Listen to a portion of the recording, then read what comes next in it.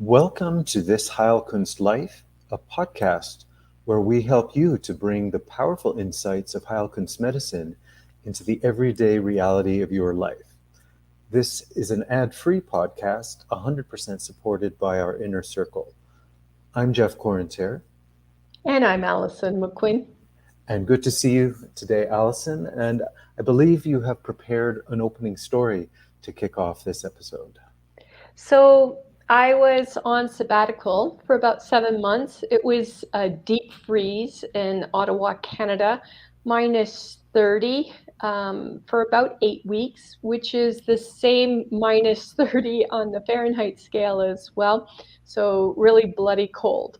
And I did not have anything to distract me except a meditation class once a week and going out to go get groceries. So I decided one evening I would take myself out to the local Thai restaurant for a rare soup and an entree.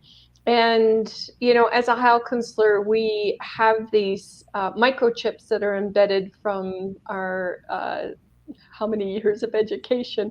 And it's hard to turn them off when you go out in public and mix with the world. So I was sitting in this Thai restaurant, just about to order my soup, and I noticed the woman who owned the restaurant was flitting from table to table and telling everybody, short anecdote. She was very lively and very light in character and light in her physical body. And you could tell she just wanted everybody to have this really good time. And so she was flitting like a firefly. And my first thought was, oh, there goes the phosphorus constitution right there. And so I put my book away because I knew it wasn't going to be a quiet, just very insular and serene evening for me. So anyway, she comes over and she's like very buoyant, and it's the middle of winter. This is not typical in Canada. So she says, "So where are you from?" And I said, "Well, I'm from New Brunswick, Canada." And she said, "Oh, well, that's interesting. I was once in New Brunswick and I was in Moncton, but the problem was I was at a hotel and I started to suffer quite a bit with congestion in my chest. Ended up in the hospital diagnosed with pneumonia. And so my first inner reaction was like, and there's the tuberculinum. So this was a very interesting moment because phosphorus constitutions have an affinity for genetic miasm, and that genetic miasm is tuberculosis. So there's always lung issues featured with this particular constitution, which is the phosphorus, which is very buoyant. So again, I wrote an article on our website. It says, "Where's the bloody off switch?" Which just talks about this participative consciousness that you're going to go into in detail now, Jeff, Mm-hmm. explaining what it was that I actually saw and why. Yes, and I thank you for that. As always, I love your stories, right? This is real life. Like we live in stories, as it were. Once upon a time, I woke up one morning and I got out of bed, and all the things we do in a day. But yeah, stories are very powerful, and in fact, of course, there are all the technical details. In terms of course, we're talking about medicine, right? This is our focus. We can get into technical details, but the truer diagnosis really comes from this level of story, right? If like this beautiful story you just told, and how you did this, well, kind of a very ordinary thing for a Heilkunst physician like us, but it probably seems like a pretty amazing thing to someone who does not have our training or share in this kind of way of looking at things, right? The way of how we understand the world and what's happening around us, how people are being who they are, and why they're doing certain things and everything. So as you talk about this, this history with the pneumonia and this phosphorus constitution, and to us, as I'm saying, this is second nature, but it's very outside of the usual medical model, right? The usual medical model is not story based, other than, of course, a patient comes and they tell their story to the doctor, but the doctor doesn't really listen to the story. They're just they're just trying to prune everything away and just get to the technical details. So in that case, in the allopathic system, of course, they whatever they need as far as a mechanical test, they need a chest X-ray, or they maybe they take a blood sample, to check for certain presence of certain microbes, whatever it is. They're getting down into all these mechanical, technical details, and completely like it's as if they have horse blinders on. They don't see, other than, of course, they're human beings. They hear the story if someone's telling it to them, but they're just kind of tucking that aside, like to the back of their mind, and that's not part of their medical diagnosis. So, anyways, I really appreciate your story. This phosphorus firefly like server you were describing, like that's a very vivid image, and that's a very real story. And I use the word real because for us it's real in medical terms. It's not just real like, oh yeah, there's a person having a day or whatever, but no, this is a real piece of medical information. So anyways, the whole point that we're coming into with this episode is exactly about this. If we are using this participative medical consciousness, when we do Heilkunst, from the point of view of the patient, this is really the general purpose, and our focus in this podcast series is really to take what is happening in terms of Heilkunst, medicine, Heilkunst diagnoses, all the things that we do with a patient. Then how does the patient take the insights from that and apply them to how they live their whole life, right? Because the treatment is finite, right? It's as a beginning, middle, and end, just like a story.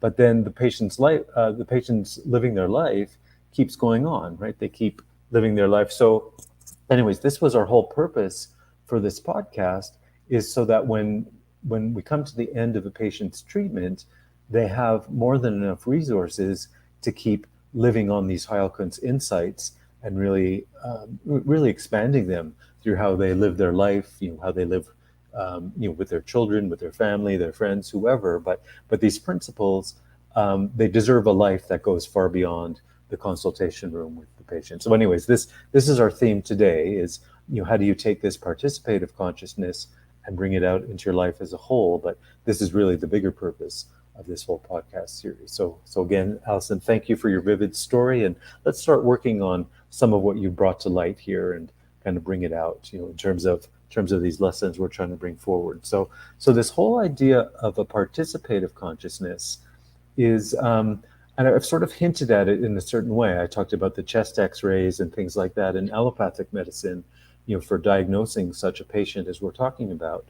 The implication of that is that the whole allopathic system is based on really, well, for one, it's a very mechanical approach. And actually, if you remember back to our previous episode, in episode 3, we were talking about all these features of how we treat the timeline. And we were talking specifically about how not to get bogged down in a mechanical approach to the timeline. We gave various perspectives and interpretations on that. So we're kind of growing and expanding on that theme of how do we bring out these other aspects that we're talking about, this participative consciousness in Heilkunst, so that we don't fall into the trap of falling into this very mechanical approach to medicine, right? Here's a, like fixing a car, right? If you bring your car in because there's a pinging sound in the engine, well, you want a mechanic to have a mechanical solution, right? A car is a mechanical object. It's built mechanically, and it functions mechanically, and it gets fixed mechanically. But human beings and patients do not, and that's the big falling down point in allopathic medicine. Is they begin and stay in that mechanical approach where we don't want to go into that side. So, anyways, all this to say that this participative consciousness we're talking about, it's kind of polar opposite to a mechanical approach. And what I mean is, even the very fundamental, worldview or outlook, or how we're oriented in the world, in the allopathic worldview, it is a very mechanical worldview. So, even what they call science, medical science and healthcare science, and what's underneath all of that, as far as the implicit worldview, is this whole idea that the the scientist or the doctor, the person in that position, will, in a very in a very mechanical way, they will take up this position of being the observer, sitting wherever they're sitting, and that observer is looking out at the patient who is a presumed object. An observer has an object of their observation. So in that allopathic view, we get kind of the negation of what we're talking about. The opposite of participative consciousness is kind of this mechanical observation consciousness. And even Dr. Hahnemann himself, the founder of our system of Heilkunst medicine, he had a phrase in his writings that's in German, of course, but translated to English says something like participate the patient. Part of your diagnosis is you participate in that energy of the patient.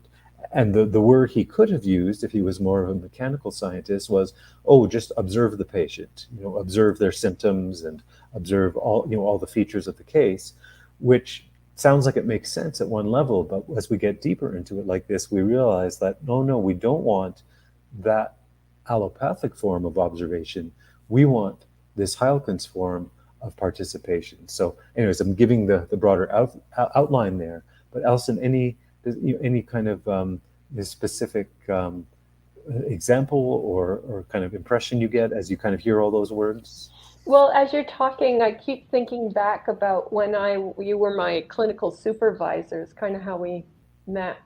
And you and I would go to a restaurant together, and we'd sit on the same side of the table.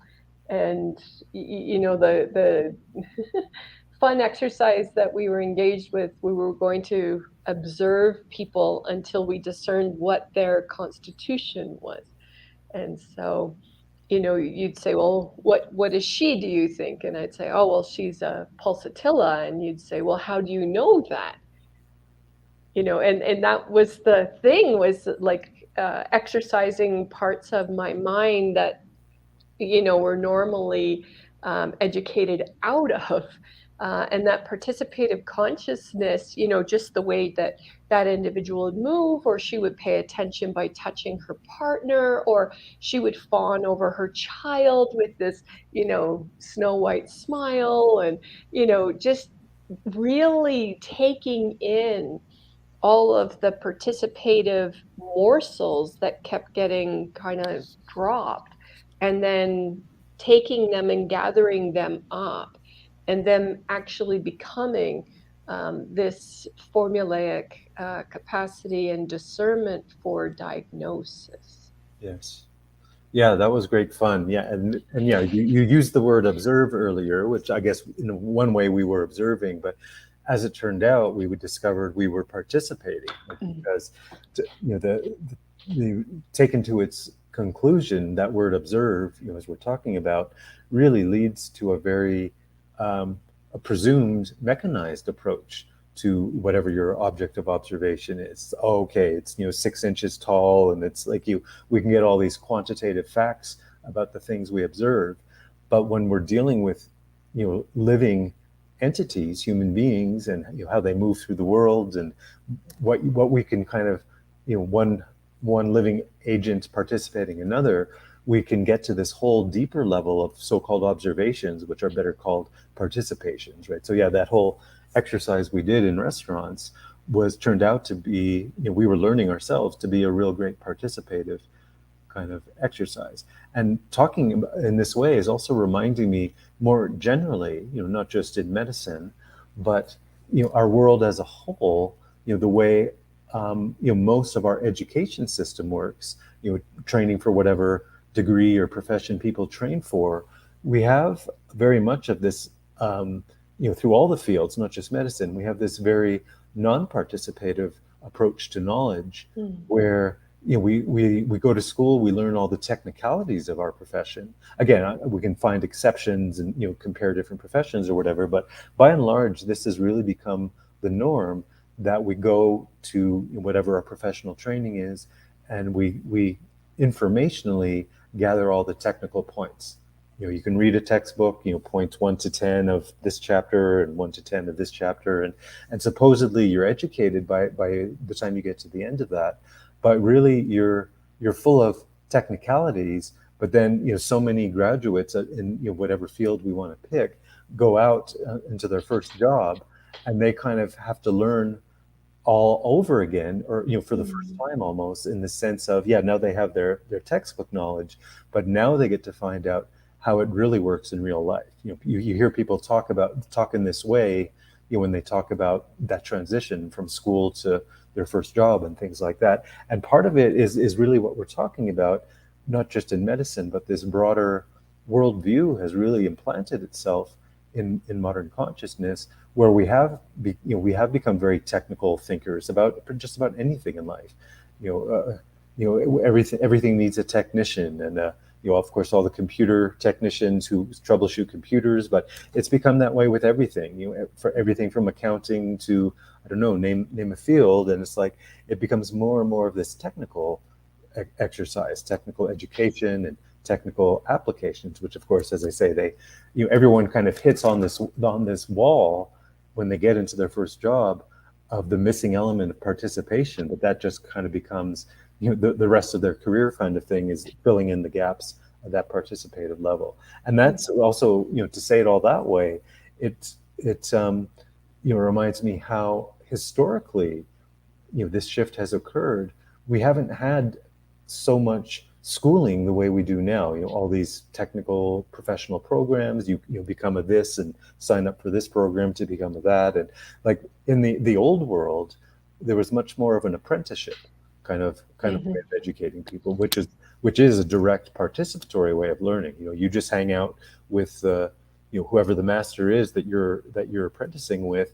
You follow them day by day. You mirror what they're doing. You assist them. They say, go get this, go do that. So you're living the process as a way of learning. And there was very little, as I say, of any kind of professional education programs by and large. Of course, that's a very much more recent phenomenon as far as the whole university structure and these kinds of things. But anyways, that whole example comes to mind, not just in medicine, but our whole world, our whole, the way pretty much everything works these days has grossly shifted over into this technical way of doing things. But I just say nothing wrong with that, but we just need to reinfuse life and people's knowledge and how we do things and everything, which with this much deeper revivification, is that a word, of this participative consciousness. It is now. It is now. Open your dictionary, everyone, and take a pen. I just take a pen and insert that there. Brand new word, yeah. I have a dictionary app on my phone with, it flashes up with a word of the day, but it should have a new word of the day every time someone invents a word. So, yeah, totally. So thank you. So there we are. So we have this grand idea of this participative consciousness, and I'm saying it doesn't mean we throw out the technical knowledge. It just means we have a proper balance of what's really kind of driving the ship, as it were, whereas the technical knowledge is just kind of, is more kind of like our navigating or steering mechanism, but it's not, like, to use a boat analogy, it's not really the engine that's thrusting the boat forward, which is that participative knowledge. Yeah, well said. And I remember when we were studying at the Hahnemann College for Heilkunst, we were really, our courses were so dynamic in that we were talking about chemical science. We had to study, pharmacology, pharmacognosy, drug herb, nutrient interactions, contraindications, A&P, so anatomy and physiology. But we had to do it from and that we used to complain because we'd say, really, we're having to do both. We have to do the chemical aspects of science, the physical aspects, and then, supplementation and drug or nutrient interactions and physiology proper. But then we had a whole other range of how do we do participative consciousness, how do we get into the supersensible organs to be able to truly diagnose, meaning through knowing. This was not an easy thing because it was a clear departure from any other medical school that exists in the world. And so it felt like no wonder the course was 6 years long, longer than any medical school you would ever go to in the world, because of exactly this, is that we were trying really to straddle two worlds, the mechanistic, materialistic world that we lived in, and then also how do we fully utilize the tenets of Heilkunst to truly diagnose, participate the patient.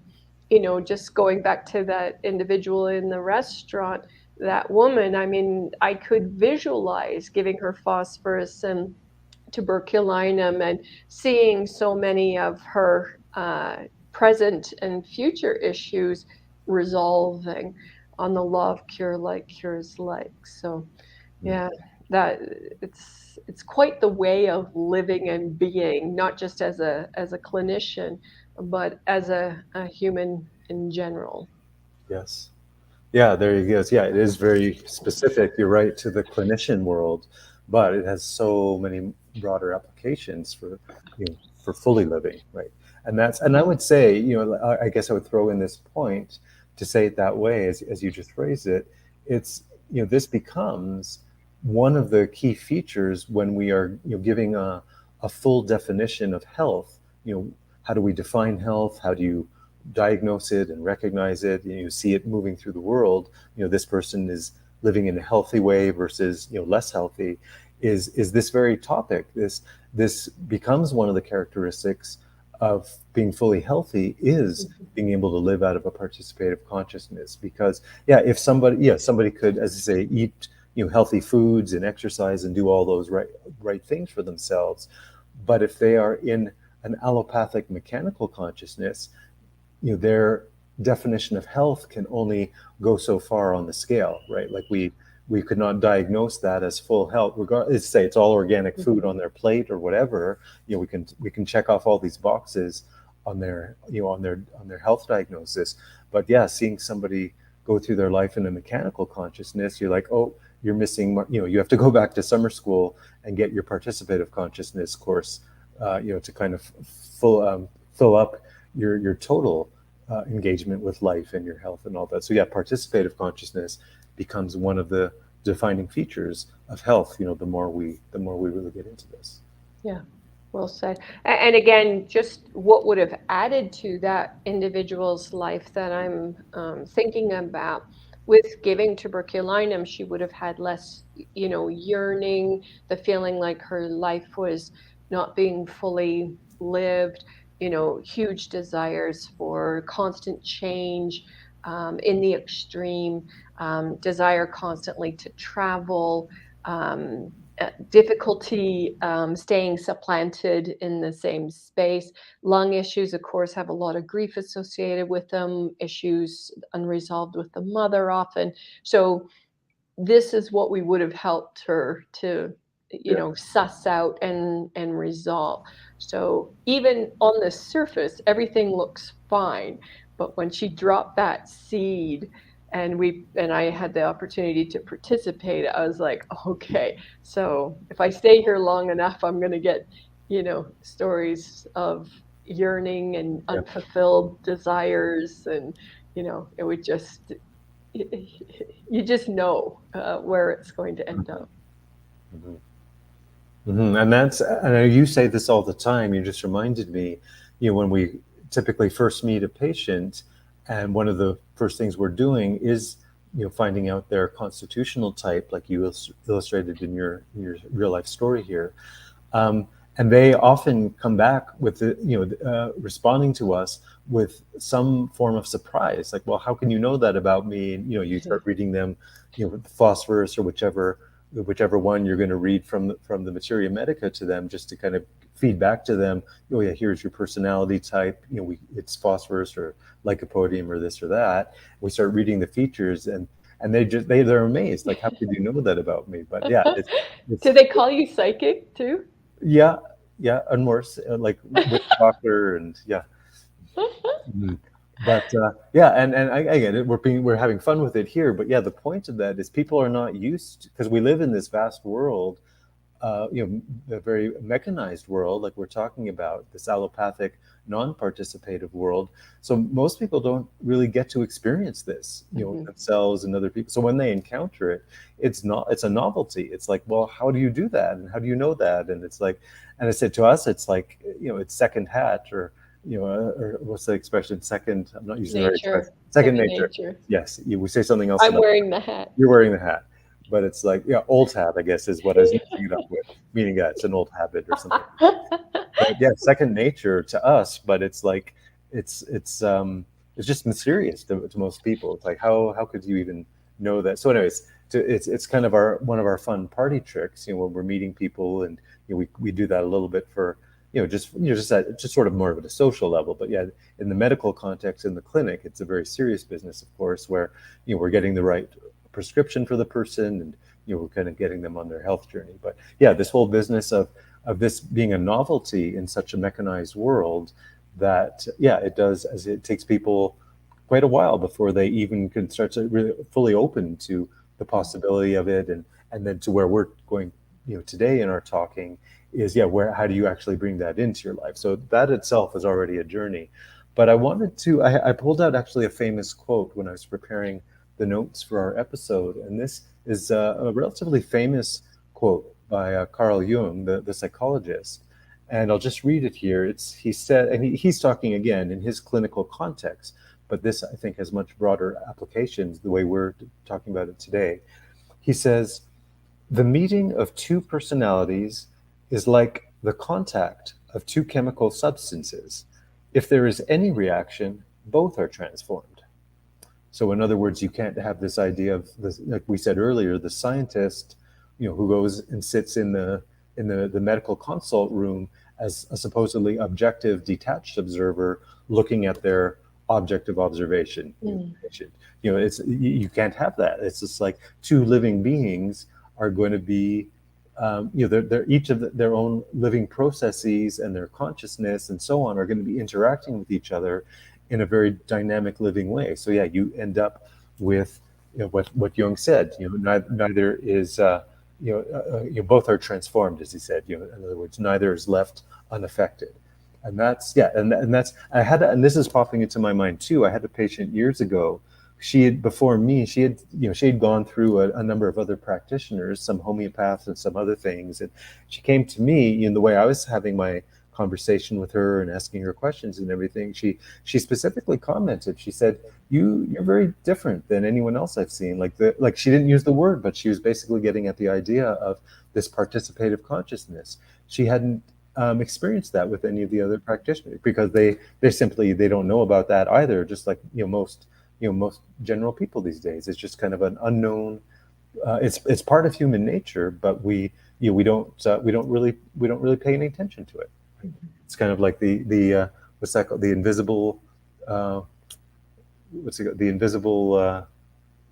Oh yeah, the elephant in the room. Yeah, it's like this idea that something is there, but nobody seems to see it or Yeah. acknowledges it or whatever, right? But it's a very real part of our life force, consciousness, and all of it. So yeah, there we have Jung, and the two chemical substances meeting and interacting and transforming each other, which is also to say, of course, the practitioner, as is the patient, is also on their own healing journey. We're all unfolding ourselves and having experiences, and kind of finding those spots of parts of ourselves that are not yet complete, and we're still looking to complete. We're always putting in that last in the 500 piece puzzle. We're always looking for to fill in those last gaps. We don't want to leave the waterfall picture unfinished. So yeah, the practitioner is doing that equally as well as the patient. So that's why there is this whole idea of this kind of therapeutic mutual reaction between them if things are working properly. Now, of course, in technical terms, of course, the focus is on the patient. Okay, what brings you here today, and what are your symptoms? And yes, we're looking at the patient, in a technical sense. But yeah, as far as the practitioner's own process, that has to be alive. As we're all, if we don't remain alive, we can't do this form of diagnosis. Well said. Now, staying again in the realm of therapeutics, we'll move from Jung's consult room. Now we'll move to Hahnemann's consult room, and and actually so many things we could say about Hahnemann, but we'll just focus on a couple. One of them, to kind of, and we're going to kind of be doing this. We're going to be doing this kind of 360 exploration around this idea of participation. So by the time we've kind of, talked through all these various examples, you'll more and more have, hopefully, listening to us, have this three-dimensional kind of image forming in your mind of what it looks and feels like to be in this participative consciousness. Because we can just read, some kind of dictionary definition and be done in 22 seconds, but no one will be much the wiser if that's all we did. So anyways, we want to go through different vantage points, different perspectives on this. And as I say, we'll move now into Hahnemann's consult room.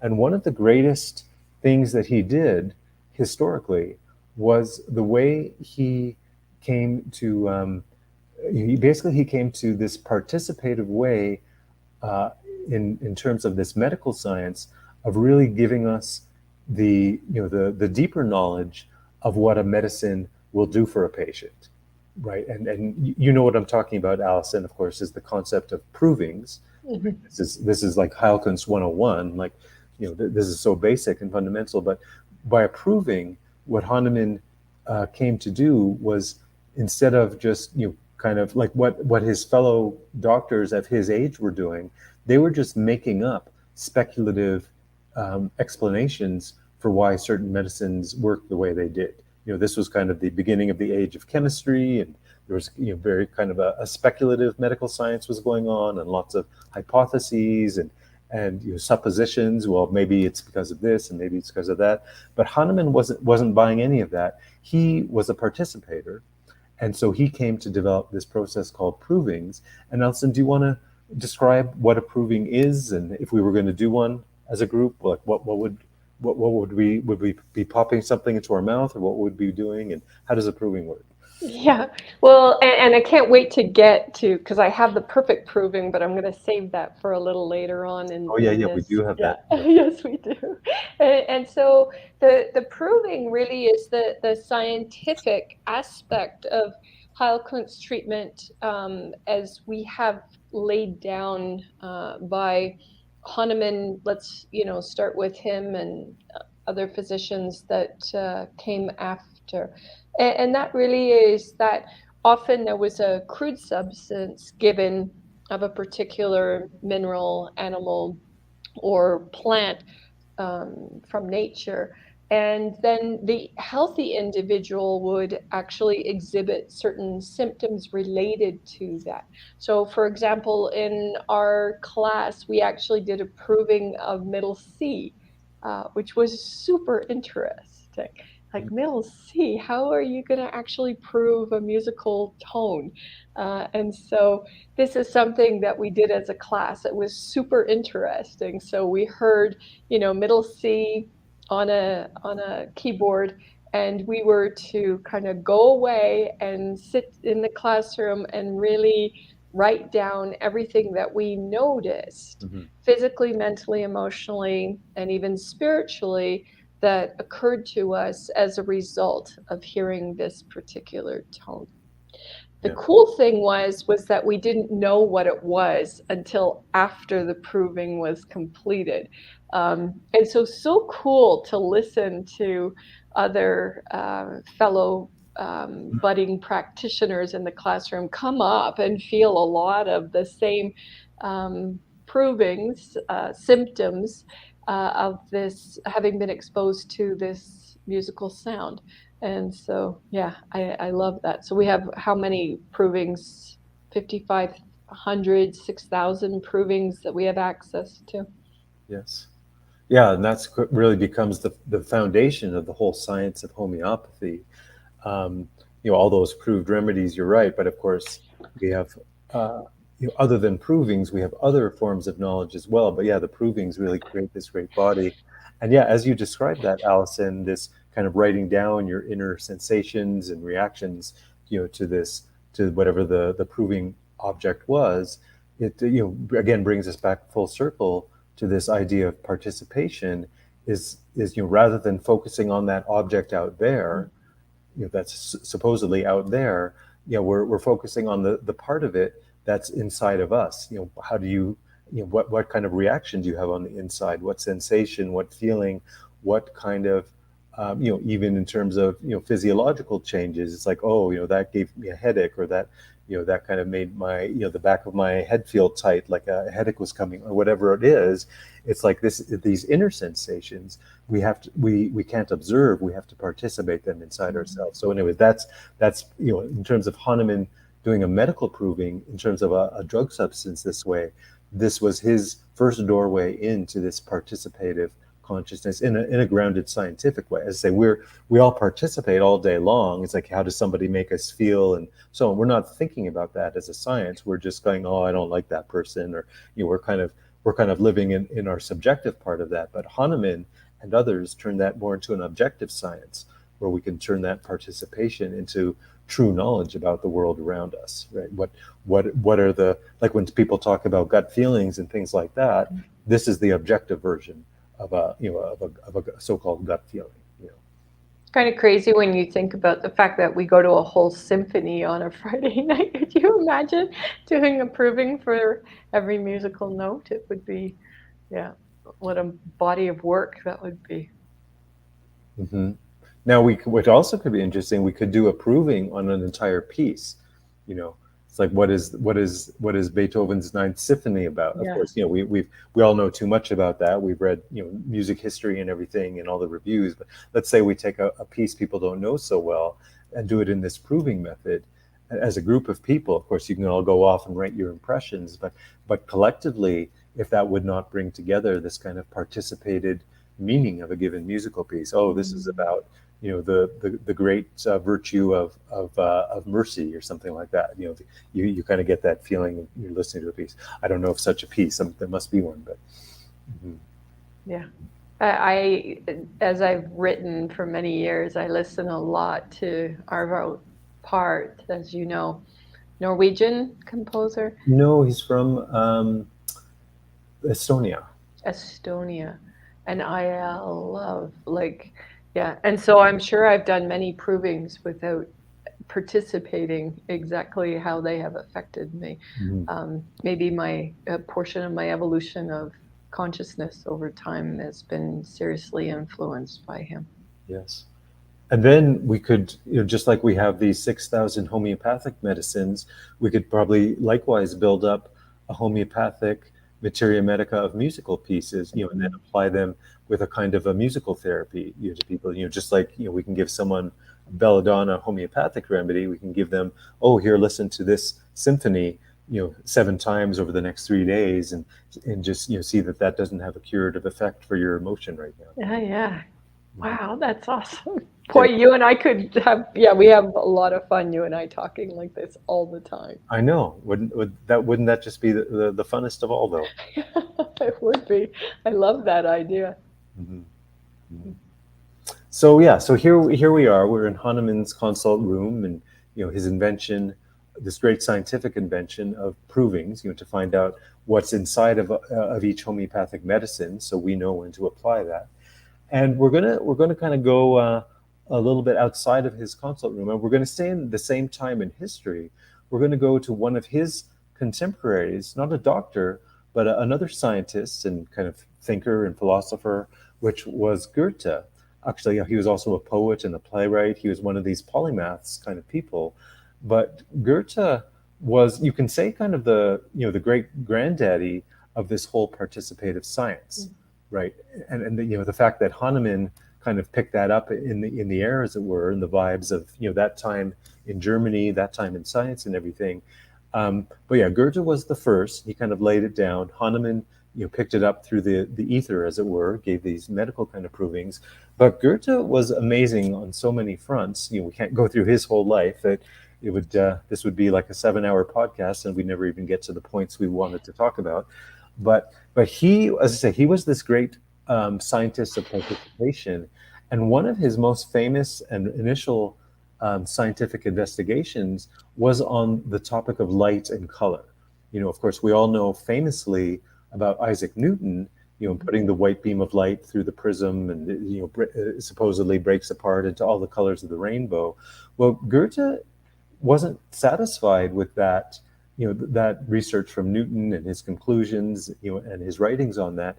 And so Goethe came along, and he wanted to investigate it for himself. So he got a prism, and I won't go into the whole story here, but basically he came to this point of blurting something out. Like he basically looked through a prism one day at at the white walls of his office, and what he saw made him blurt out this phrase, Newton was wrong.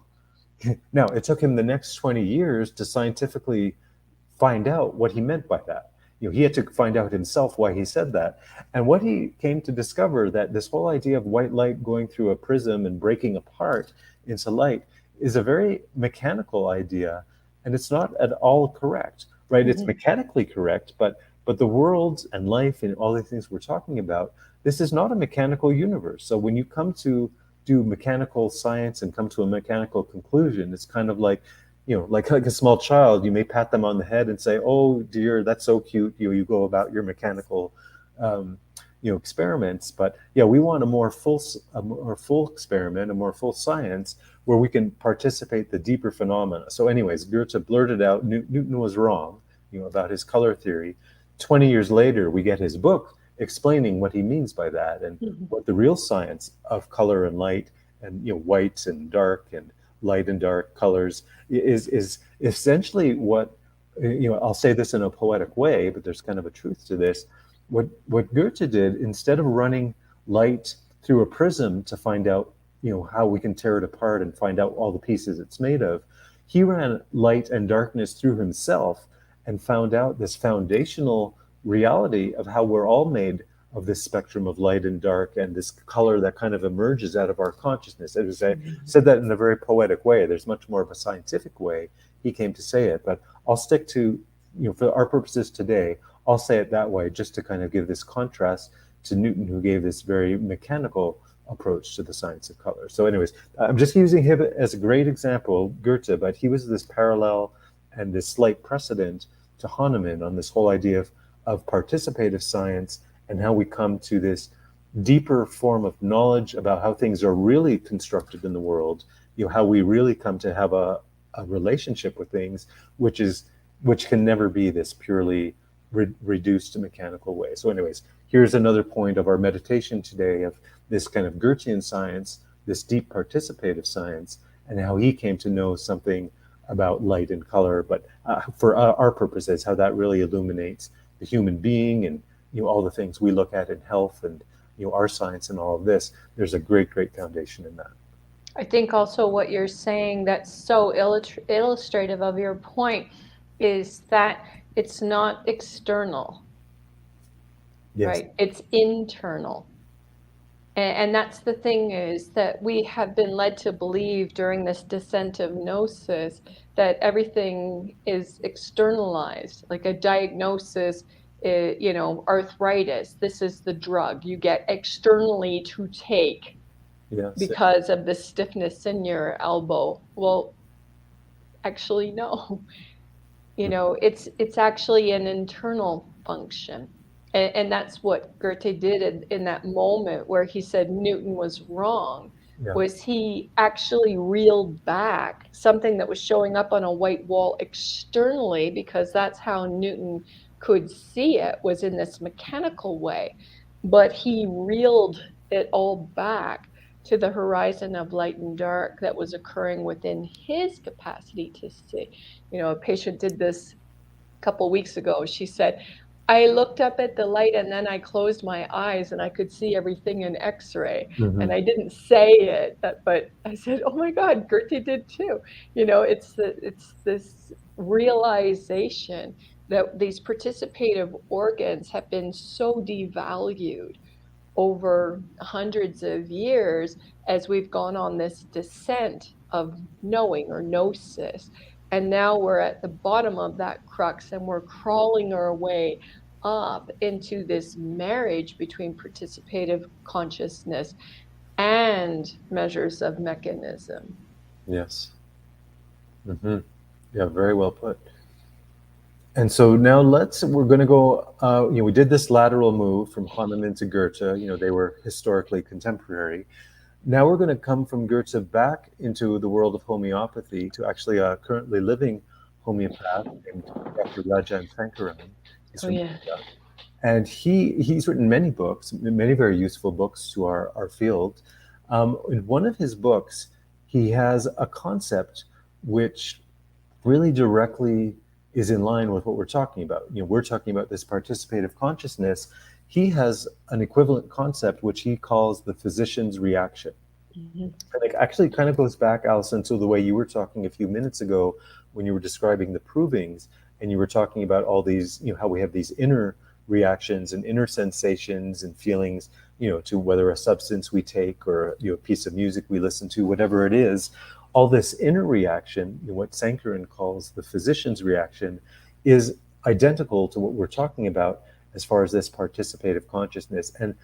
And I don't have the excerpts all open in his book in front of me, to read from. I'm just remembering his ideas. He makes it very clear, very specific, that the reaction he's talking about, like he draws this this distinction between whether we are having a subjective reaction to something or an objective reaction to something. And in the sense he means that, it's like, normally we live most of our day-to-day life in our subjective reactions. Like the example I said earlier, it's like, oh, I don't like this person, I like that person. We kind of have, I got up on the wrong side of bed today, it's a good day. It's like we live subjectively, and that's fine. That's just human nature. Like that's kind of our center of our experience in a sense. But at a scientific level, both in medicine and these other forms of participation we're talking about, the method has to bring us to an objective form of participation, right? So in Dr. Sankaran's sense, this physician's reaction, he made clear, you don't want your subjective reaction to the patient, like, oh, this patient I don't like, they always come late and they make me late for my next patient, and whatever, blah, blah. Like, we can have all these subjective feelings about a person or situation or whatever, and that's valid enough subjectively. But he said, no, you don't want to pay attention to that when you're doing your diagnosis. You want to pay attention to your objective reaction. And what he meant was more in the sense of, like, like earlier we were talking about, we could maybe do provings of different pieces of music. What those provings should lead us to are the objective impression of what a piece of music is. Not our, again, we can have subjective reactions to music. Oh, I like this piece, I don't like that piece. Well, that's one thing.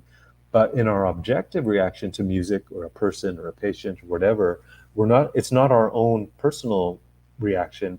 It's more of a universal response to what is the true nature of that person. So in Dr. Sankaran's sense, if we can tap into this objective physician's reaction, we can feel things like, oh, this person is, I don't know, I'm trying to think of an example. This person is, still tied to their mother's apron or something like that. They're still a mama's boy. That's not my subjective. I mean, I might have that as a subjective reaction, but it's possible. But we're talking about the level where you're seeing beyond your subjectivity into, it's like, oh yeah, this is an objective fact about the person. It's a qualitative fact. You can't measure it with a tape measure or whatever, but you can measure it with this objective physician's reaction that the human being is capable of. We're kind of the best tape measure in that sense when it comes to this qualitative dimension of the human being. So here we are, Dr. Sankaran's physician's reaction. Yeah. Do I have the time to do a quick illustration of this point exactly? Mm-hmm. Yeah, there are no commercial breaks. There's no show coming on after ours. Okay. We can talk all day if we want. Woohoo! Awesome. So I had recently a mother I was serving in a sepia state, and you and I both know what that means. Yes. And I'll unfold it so that our audience knows it as well. Anyway, she has many children, 6, 7, I'm not sure, because they were coming in and out of the frame as I was serving her. She's somewhere else in the world. And so it was utter mayhem, chaos like you would not believe, kids screaming. And yeah, she's pregnant, and so she was feeling quite trapped, and you could just tell in her body movements that she actually felt quite a bit of shame for the fact that she's suffering so much, trapped in her home for month after month after month after a freezing cold winter, in a house that's got mold in it. I mean, it was just a really difficult situation. So I stopped. I mean, my job was to treat both of the children. not her yet. Uh-huh. So, and I said to her, I said, well, my physician's response to you, love, is to ask you to sigh. I want you to breathe out from your hair follicles to your toenails. A big ah.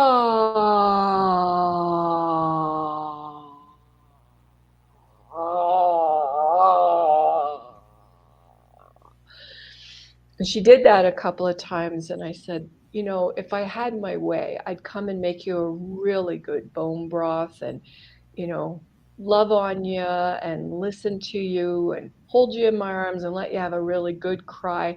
And of course, at this juncture, she starts to tear up. Yeah. And as she starts to tear up and express the emotion that's being participated in her, guess what happens to all of what was going on in the room? Mm-hmm. You know, completely calms down. Yeah. You could hear a pin drop. There wasn't any child. I said, are the kids still there? And she said, all of them are still here. Mm-hmm. Yes. And that, I love your example. It's so beautifully, um, told, as far as this story, and you were also kind of opening up a whole other dimension.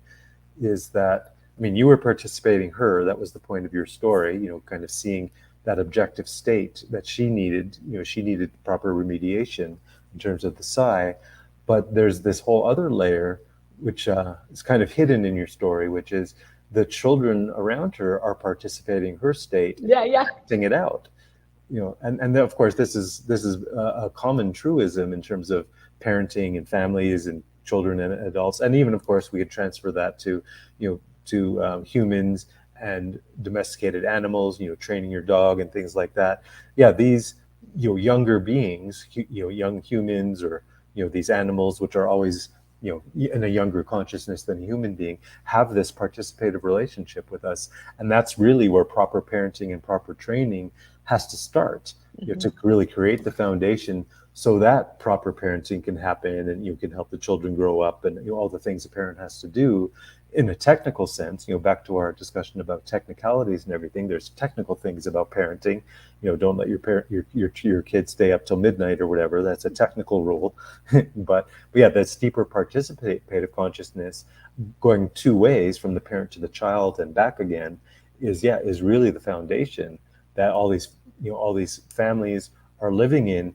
And because our culture, as by and large, our point today is kind of fairly blind to this participative consciousness, they end up, they don't know any better than to turn parenting 100% into a technical exercise. Say, oh, give them enough vegetables at every meal and get them the good It's like, okay, those are all good rules of thumb, good technical rules. But yeah, with this missing consciousness of participation, that's why so many families and parents are suffering, because just that, the kids running around screaming or whatever, and the parent having no clue that they're just doing their job of expressing the unexpressed, unresolved energy of the parent. Yeah. And then the parent comes to us mechanically and wants us to fix the child when, yeah, Yeah. and again, going back to Goethean science, it's an inside out job, not an outside in job.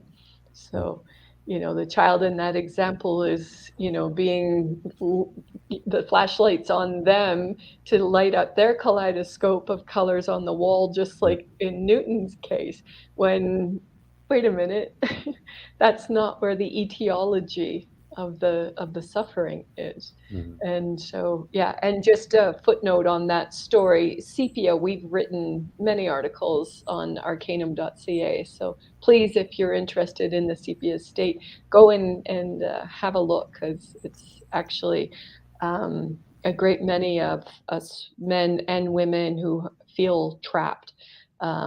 And our kids are driving us absolutely around the bend, and our spouses too. We're often very much in a sepia state. Mm-hmm. Yes.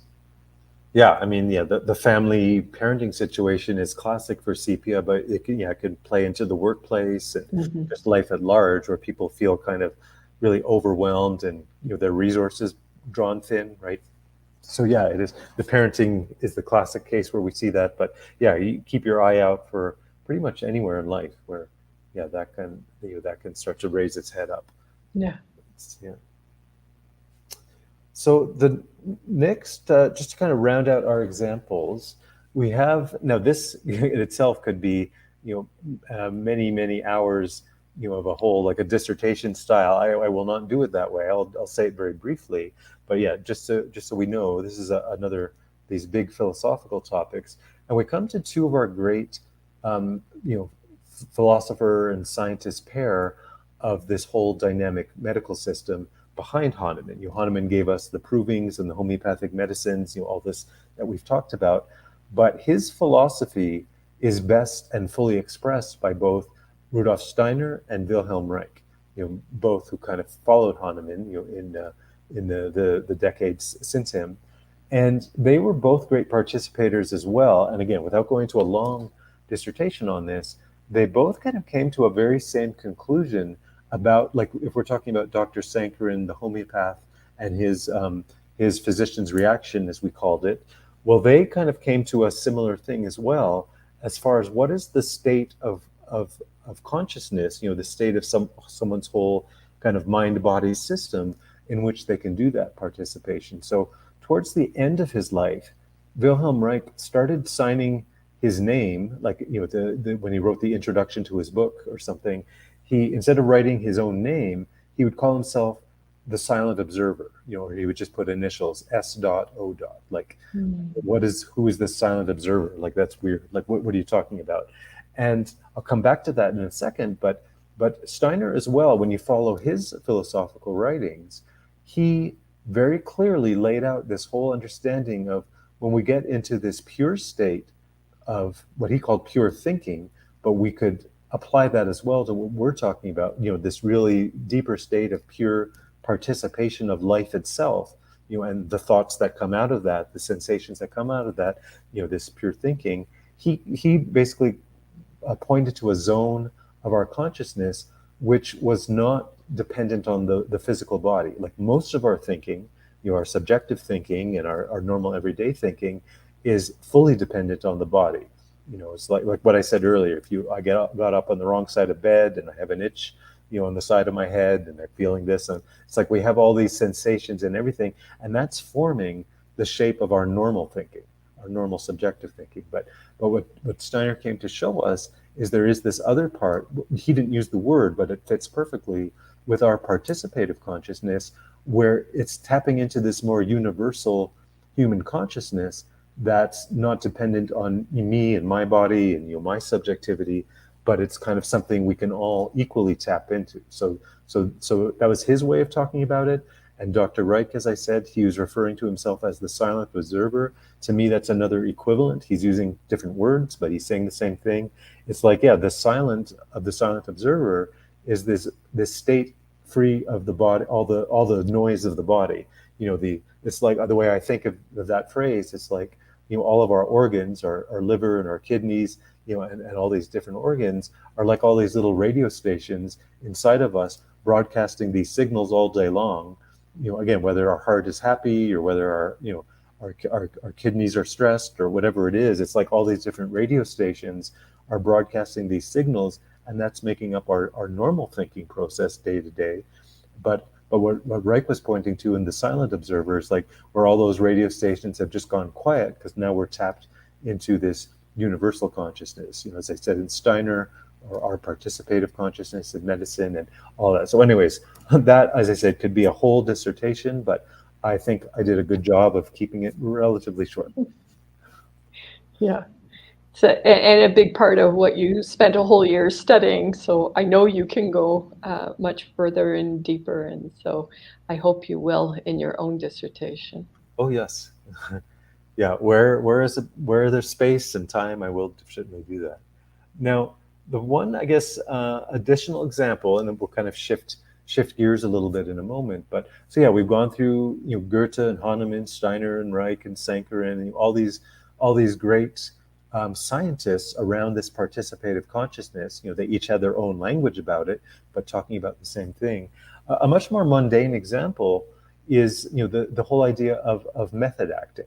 Like actually, Allison, you and I the other day, we saw a clip of Dustin Hoffman, somewhere in the 1970s, around 1977 or 78, somewhere in there. He was receiving the Oscar for one of his movies.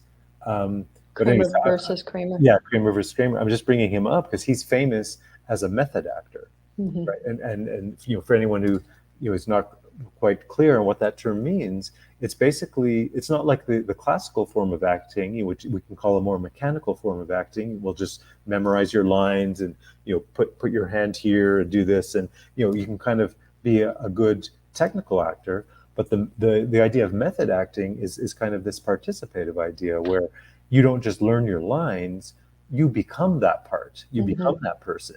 You wake up and the actor or actress ask themselves these questions when they're preparing for the parts, like, oh, what would this person eat for breakfast? And they make their breakfast that way. And how would this person take the subway to work in the morning? And they go on the subway and they act like they're not even on camera, but they're kind of becoming that person, right? I know, you're probably thinking of the same example I am. thought of. We'll talk about that in a second. But yeah, this whole form of method acting, which Dustin Hoffman is one of the famous examples of this, is, and there's a funny story with Dustin Hoffman. He was on a movie set. He was working with the classic actor Sir Laurence Olivier, right? And who's a classic actor, like I just said, put your arm here and memorize your lines, and that's fine. That's one way of being a good actor, and it was for a long time. And Dustin, being the method actor, like his character, that that given scene they were filming, whatever scene was going on, his character had I forget what it was kind of maybe homeless or got kicked out of home, and he was sleeping in a dumpster, right? So Dustin Hoffman, he did that before, like he spent the night in a dumpster, with smelly trash all over him. And he came into the movie set the next morning, smelling of garbage and looking like he hadn't slept much because he hadn't. And Sir Laurence Olivier, the classical actor, said to him, "For God's sakes, man, can't you just act?"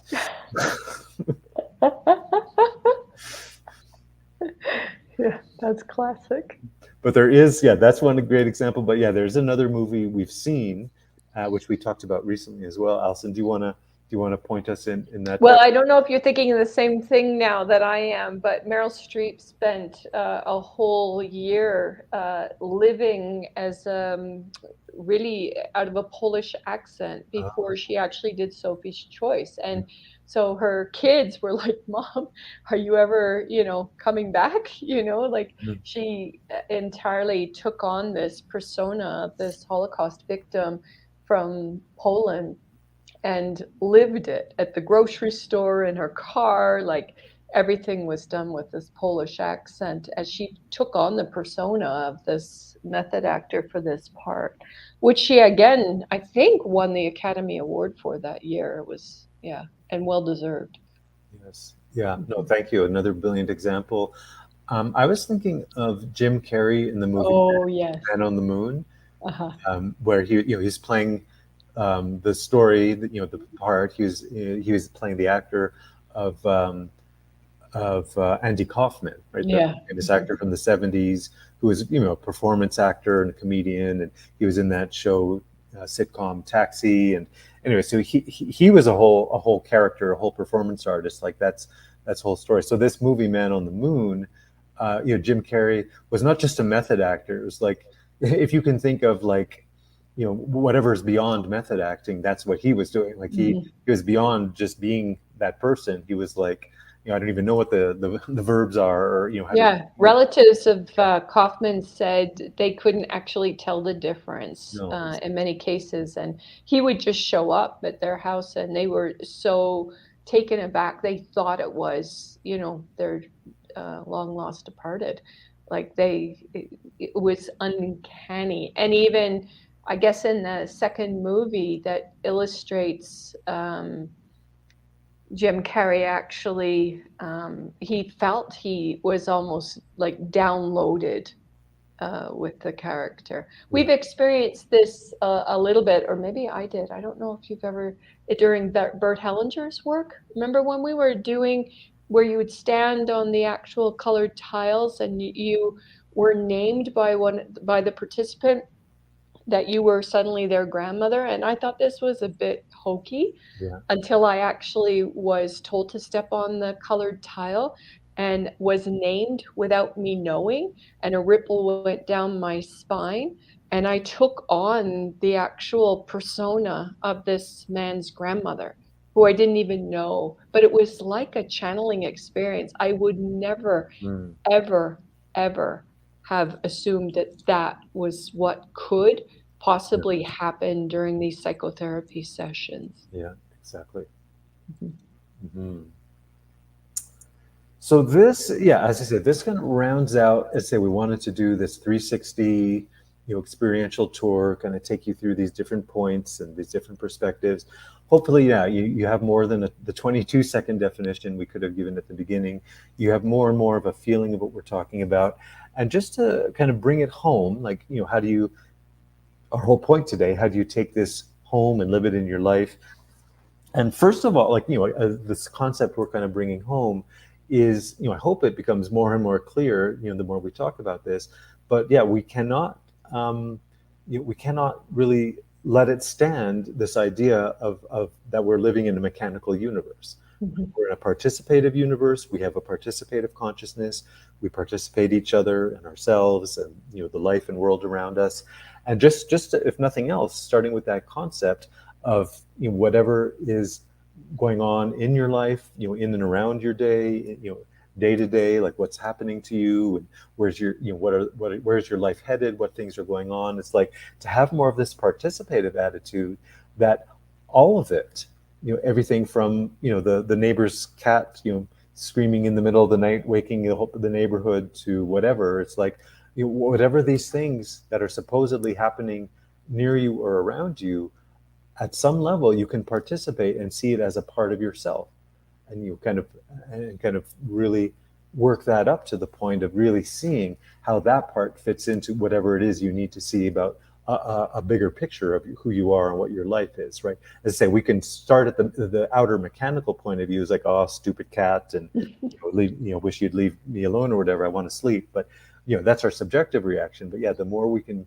work our way into that deeper objective understanding of who we really are, based on anything that's been around us that we can participate. That's one starting point. Is start to reclaim all of these irritants or even positive things around you as not Mhm. being outside of yourself, but being a part of yourself.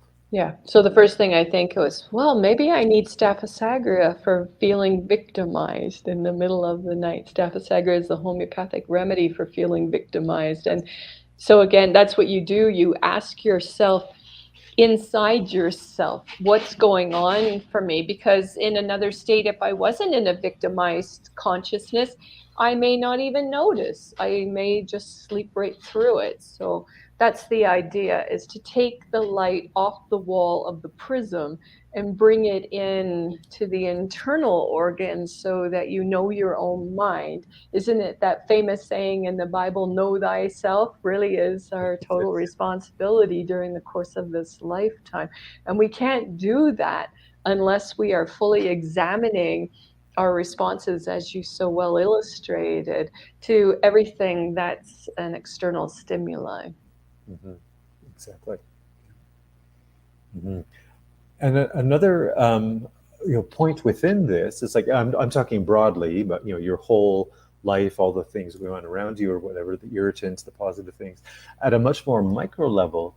We have our most intimate relationship, our marriage, our spouse, that sort of level of relationship. Same principle here, but it can tend to be some of the content that goes right to the core of who we are. And this is where we need to do some of our greatest personal healing work, relationship work, is reclaiming your experiences, your sensations, good and bad, how you're reacting to your spouse or whatever, to bring all of that back into, reclaim it into yourself, and realizing, oh yeah, that's the shape of me. It's not about, oh, why is my spouse being so irritating today or whatever, why are they saying this or that or whatever. um, but yeah, which are technical questions, but yeah, getting to this deeper participative consciousness, which brings it back to you, and ultimately within that, there's kind of another level of looking at that, of and most of us don't do this so often or so easily, but not seeing our relationship as being two people, but one function, be kind of being acted out by two people, right? So it's like the other day, someone relatively new in our life, Allison, referred to us as a power couple. I really like that.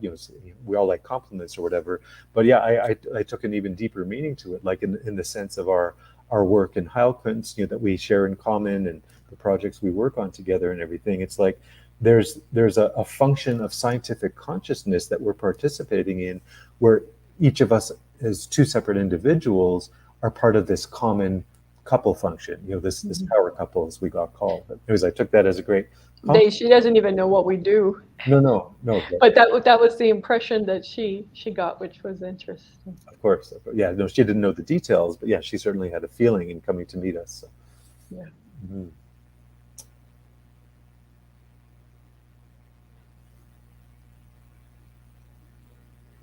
I have a couple more sorted points in my notes. But I know we're gonna end up on a story in a moment. But do you have any kind of wrapping up points to bring anything together we've talked about today? Or? No, I think we've done, a great job, and I've really enjoyed this sparring back and forth, and lending to each other's. That's what I love about hanging out with you, is that we start out with a little nugget of truth, and then the next thing you know, we're building stairs on top of each other's points to just blow it out and make it really bodacious and juicy and powerful. I guess as a power couple, that's what we do. Is we just make things more bodacious and turn up the volume. And so I love that, because you're like hugely grounded and very beautifully dynamic in your thinking. And so if I can help by illustrating stories to that, I think it's a really nice dynamic between the two of us. And I hope whoever our listeners are, that they appreciate that dynamic as much as we do being in it. Mm-hmm. I have a feeling it's going to go somewhere. Yeah. Yeah, it's going to hit on something in the listener. So speaking of telling stories, so yeah, why don't you kind of bring us into our final story, and you have that from one lovely evening we were having a conversation, and you tell us what happened. All right. Well, I'm going to start out by saying this is, I turned it into a blog article because I was so really kind of taken by the whole participative consciousness as we had this conversation, probably over supper or tea, as we usually are engaged in. And the article's entitled, "The Whole Darn Thing is Gonna Blow." Here's an expose on the homeopathic remedy TNT. So TNT is what's used to make dynamite. So it was a few weeks ago, Jeff and I were sitting on the couch talking about that day's clinic. He said something very interesting had come up in somebody's core bioresonance feedback report. And I said, well, what was it? And he said, trinitrotoluene, he responded. And I said, what's that in everyday terms? And he said, well, it's TNT. And he had an unusual gleam in his eye. We've been around this block for over 20 years now, and so it surprises each one of us with delight when we come across a remedy that neither of us has had a lot of clinical experience with. So I thought about it further, and I said, wow, isn't that what's going on globally right now? Think about the level of tyranny folks have been under. Stay home, wear masks, trial this untested thing on your kids. Lose your job if you don't get the juice. And forget about the pub. Shopping without a mask, or seeing your family for Thanksgiving, or traveling anywhere for a vacation, it's kind of like a powder keg ready to blow, is what I said. So just to give this further reference, I penned this back October 4th, 2021. So we all know what was going on at that time. So folks are justifiably enraged with nowhere safe to blow. They can't go to the pub to see their mates. They're being forced to give up their first dates, drive-ins, and even hugging and kissing. Grandma was suffering alone for months in nursing homes or a hospital with no visitors. Women had given birth alone in hospitals without their spouses. If you've chosen to remain immune intact, you're treated like a pariah, let alone going into a store without a mask where you risk being glared at, ostracized, or even being kicked out. We've been treating new timeline events for patients that illustrate hurtful traumas related to being yelled at by really militant individuals who really are suffering fear at this time.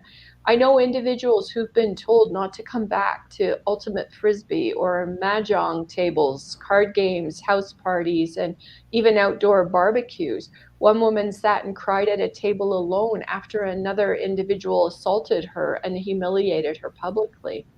After Jeff and I had this conversation, I decided to broadcast a dose of TNT myself because why, Jeff?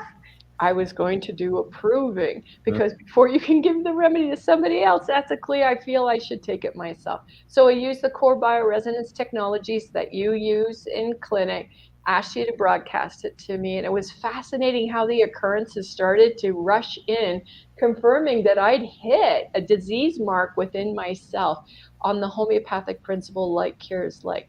So first thing I noticed in my proving, do you want me to continue? If well, it's up to you if you want to. Yeah, go. Take me a minute. Yep. So 3 big shivers up my spine, causing my head to shake back and forth. Immediate sense of nausea for several hours. I was searching for a meaningful climax to a short story that I was working on. How should I describe the altercations between the English and the French during the 60s and 70s in Montreal? And without realizing it, I closed the story with a discussion with my dad about the FLQ, the Front de Libération de Québec, with bombings, with dynamite in mailboxes in Montreal as the crescendo in the story. Talking with my friend colleague about canning techniques, and she said, "You don't want to do that. It could explode." Mhm. And then keenly reminded of the bombings of the Twin Towers during the 20th century of the 20th anniversary of this horrific event. Instead of sadness, I felt profound rage at the injustice of it all. I was talking to Jeff and repeatedly made some remarks as, "That sounds explosive," or "Boy, that powder keg is going to blow," or "Sounds like a recipe for disaster." For fun, Jeff pulled up an old cartoon of the Roadrunner with Wile E. Coyote, and I thought it was hilarious. As a child, I found I was nonplussed and didn't even think about, these reactions in this show. So this reaction surprised me. Like cures like strikes again. Yes. Yeah, no, yeah, thank you so much. I'm glad you wrote that blog because it was an amazing moment. But yeah, for me, I wouldn't necessarily remember, all the details we lived through to kind of come to that understanding. So yeah, thank you for capturing that in writing and telling it again today. But yeah, that's definitely a powerful illustration of this whole theme of participation we're talking about today. Like, yeah, we didn't just, do a mechanical thing, like, like the allopathic medicine would just want to go do a blood test and, oh yeah, we got this bacteria, we got this, but there's no story, there's no deeper meaning, there's no life process behind it. It's just one other boring detail amongst all the other allopathic boring And details. can you imagine going home? Like, what would they sit and have a fusion about over tea where they're like, "Oh my God, that thing's gonna blow." Like they don't ever get an opportunity to have that kind of fun, hun. That's, reserved maybe for us Heilkunsters. Mm-hmm. Yeah, which reminds me of that famous quote about what is it? Fiction writers are more fun at parties, but nonfiction writers drive nicer cars. I hope not. Yeah, Maybe that's why I've written in both genres that's it. That's it. Yeah, we want to be fun at parties and get there. and drive the MGB or the Lamborghini, which should be super fun. Well, Allison, thank you so much, and thanks to to you, our listener. We, as I said at the top, we are an ad-free podcast, but we are fully supported by our inner circle, and you can join and become part of that inner circle. Just go to our website, thisheilkunstlife.com, and up in the upper right corner, There's some information about the inner circle you can click on, and that's what kind of helps keep this show going, and helps keep things supported. Now, it is a free to listen to podcast for anyone who would just like to listen to our content, but we do have a lot of extra material for our inner circle and ongoing discussions. So hopefully we can see you there. And Allison, I will see you in our next episode, and I guess I'll see you before then as well. But Look yeah, forward to that. officially, So, yeah, I tell them what the inner circle's for, because it's super fun. It's like a secret club. We have we've built a tree house for you in the backyard. So come and join us there, because we have a lot more dialogue, and we interact with you more on an intimate level. So come and play in the tree house with us. Yeah, it's basically, it's whatever great conversation has started here gets to continue in the circle, and all its permutations, and people's own examples. And yeah, it's a great lot of fun. Yeah. Okay, we will see you all soon. Bye for now.